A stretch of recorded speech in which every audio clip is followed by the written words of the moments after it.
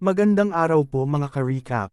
Atin na pong balikan at ipagpatuloy ang kwento ni Hunter Baphomet. Matapos nga na mag-date ni Minwoo at Valkyrie, ay tinanong ni Minwoo kung ano daw ba ang pakiramdam kapag nagugustuhan mo ang isang tao. Walang alinlangan na sinagot naman ito ni Valkyrie. Ilang sandali ang nakalipas at tinawagan na nga ni Minwoo si Hunter Reaper at niyaya makipag-date. Sumunod na mga araw ay nagkita na nga sila pero may hindi inaasahang nangyari. Sinabi ni Hunter Reaper na ilang buwan pa lang silang nagkakakilala pero kinikilala niya na daw na isang magaling na hunter si Baphomet. Nake-clear niya daw ang mga tower nang hindi inaasahan at kalmado lang ito, kaya bilang isang hunter, ay nirerespeto niya si Baphomet. Naging interesado daw siya kay Baphomet kung ano ang kanyang ginagawa sa labas ng tower kaya niya tinanggap ang alok nitong date, pero sino daw mag-aakala na dito silang dalawa magkakaharap? Sa isang hospital. Sino naman daw ang maa-ospital sa unang date nila? Makikita na maraming pasa at sugat si Baphomet. Ano kaya ang nangyari sa kanya? Ilang oras bago sila mapunta sa ospital ay naghihintay si Hunter Reaper sa isang coffee shop. 10 minuto na ang nakakalipas pero wala pa rin si Baphomet. Akala ni Reaper ay masyado siyang maagang dumating, habang naghihintay ay inayos niya rin ang kanyang makeup. Kinukumbinsi ni Reaper na para lang itong future investment niya. Si Baphomet daw ay mas lumalakas pa kaya posible na siya ang maging pinakamagaling na mersenaryong makukuha niya. Pero hindi naman daw masama ang hitsura ni Baphomet, puwera na lang ang kanyang ugali. Lumipas pa ang 10 minuto ulit at wala pa rin si Baphomet. Umabot na ng 25 minuto at wala pa rin si Baphomet. Nagtitimpi na sa galit si Reaper. Nagkakagulo naman ang mga tao dahil may aksidente daw na nangyari sa isang kanto. Nakalipas na ang 40 minuto at wala pa rin si Baphomet. Tumayo na si Reaper sa inis at tinatanong kung bakit wala pa rin siya. Biglang may tumawag sa pangalan niya bilang sina Yoram. Ito ay si Minwoo. Nilapitan siya ni Reaper at tinanong kung bakit sobrang late niyang dumating. Hindi pa daw nito sinasagot ang tawag niya. Ano daw ang nangyari sa kanyang muka? Sinabi lang ni Minwoo na nadapa siya sa isang kanto. Nasira rin ang kanyang cellphone kaya hindi niya nasagot ito. Sa isip naman ni Reaper ay anong klaseng pagkakadapa ito at kayang mabasag ang telepono ng isang A-rank hunter. Hindi nakasagot si Minwoo at kita naman sa mga mukha ni Reaper ang pag-aalala. Niyaya na ni Reaper si Minwoo. Nagpa-reserve daw siya ng ticket sa isang sinehan. Sa pagkakakilala niya kasi kay Minwoo ay sigurado siyang wala itong hinanda. Pero nagulat si Reaper nang biglang may inabot si Minwoo sa kanya. Isang bulaklak, kulay purple na rosas. Hindi naman maintindihan ang emosyon sa mukha ni Baphomet na parang wala lang sa kanya. Nalilito pa rin si Reaper dahil hindi naman ito ang nakilala niyang Baphomet pero nagpasalamat pa rin siya dito. Pumunta na nga sila sa isang mall at sa loob nitong sinehan. Nanunood sila ng isang love story at pinapakita ni Reaper na aliw siya sa panunood. Pero sa katunayan ay hindi siya makafocus sa pelikula. Iniisip pa rin niya ang ginagawa ni Baphomet dahil malayong-malayo daw ito sa karakter niya. Masyado daw ba niyang minaliit si Baphomet? Pero nainis siya nang makitang natutulog si Baphomet habang nanunood. Pero hinayaan niya ito dahil akala niya ay sisandal si Baphomet sa kanya. Pero laking gulat niya nang wala pala talagang malay si Baphomet at dumudugo ang ulo nito. Sinubukan niya itong gisingin pero wala talaga siyang malay. Balik nga sa ospital ay tinanong siya ni Reaper kung ano ba talaga ang tunay na nangyari. Nagkaroon daw ng aksidente at 3 beses siyang tinamaan ng sasakyan. Pagkatapos ay nasagasaan pa siya ng isang truck. Ayon kay Reaper, kung ordinaryong tao lang si Minwoo ay siguradong patay na siya.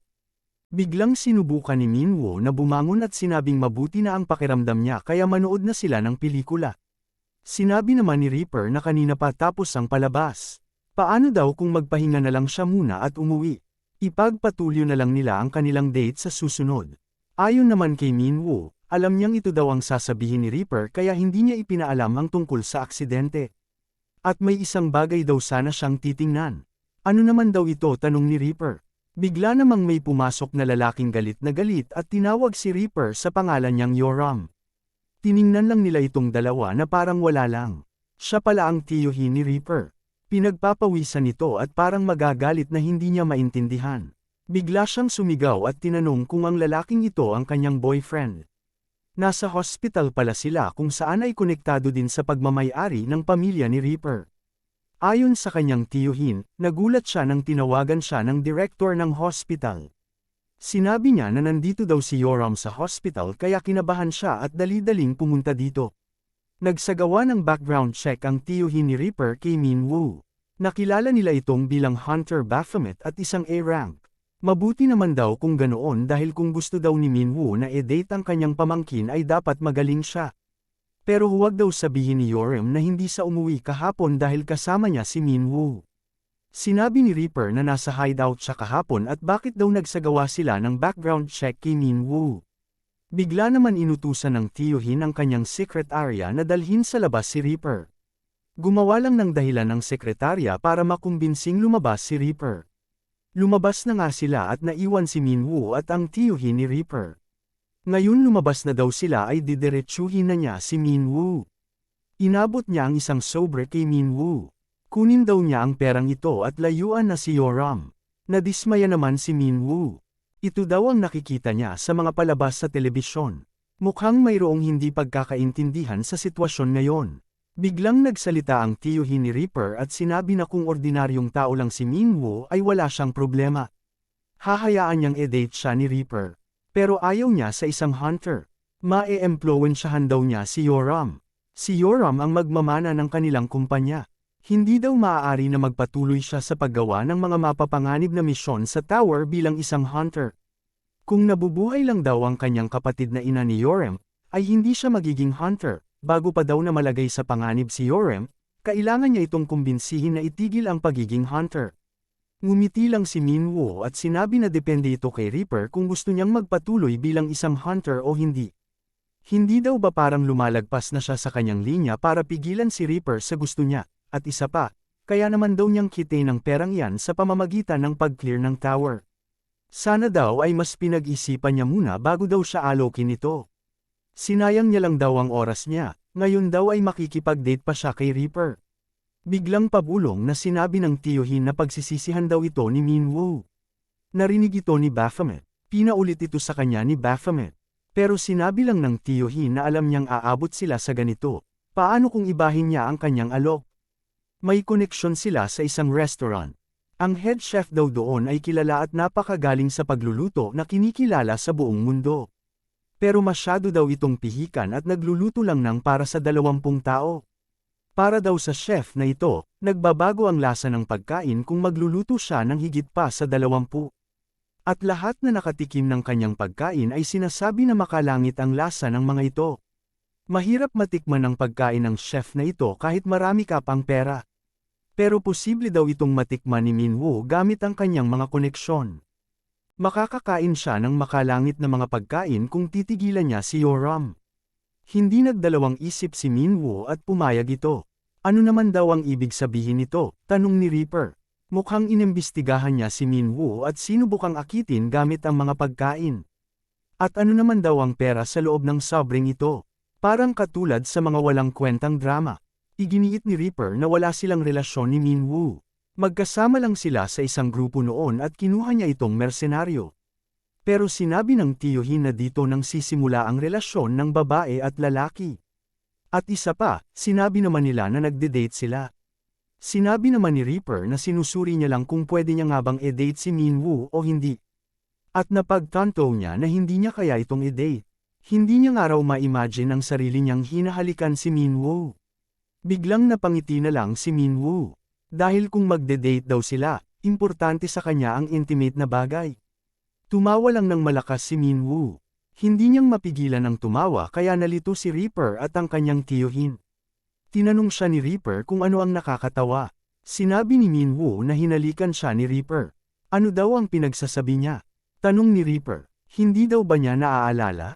Noong araw na nag-party sila matapos maklear ang Tower of Sanctuary. Nalasing daw si Reaper at hinalikan siya nito. Biglang napatayo si Baphomet. Walang reaksyon sa kanilang tatlo matapos niya sabihin ito. Nagkatinginan lang silang tatlo at hinihintay kung sino ang unang kumibo.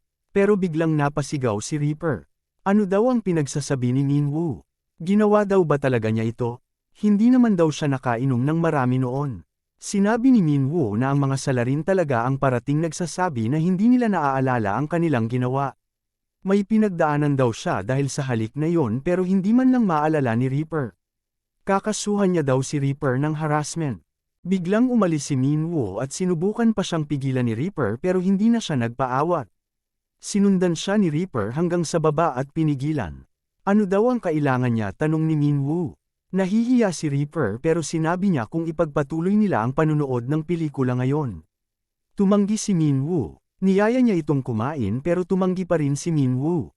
Sinabi ni Minwoo na nagbibiro lang daw siya sa sinabi niyang magsasampa siya ng kaso. Humingi ng paumanhin si Reaper. Hindi nagkibuan ang dalawa. Biglang kinuha ni Minwoo ang kanyang cellphone kaya tinanong siya ni Reaper kung ano ang ginagawa niya. Ayon kay Minwoo ay tumatawag siya ng taxi. Bakit daw, may sasabihin daw ba siya? Tinanong siya ni Reaper kung inimbitahan daw ba siya ni Minwoo sa isang date dahil naging interesado siya matapos ang isang halik. Pero mukhang hindi inaasahan ni Reaper ang reaksyon ni Minwoo. Nalito siya at napatigil. Bigla namang dumating ang taxi na tinawag ni Minwoo. Agad na siyang sumakay at naiwan si Reaper sa tabi ng daan. Ano kaya ang naging reaksyon ni Minwoo at bakit hindi na siya kumibo matapos siyang tananjin ni Reaper? Alamin po natin yan mga ka-recap sa susunod na mga kabanata. Maraming salamat po sa panunood at sana po ay nagustuhan ninyo. Please like our videos po and also subscribe to our channel. See you soon. Bye!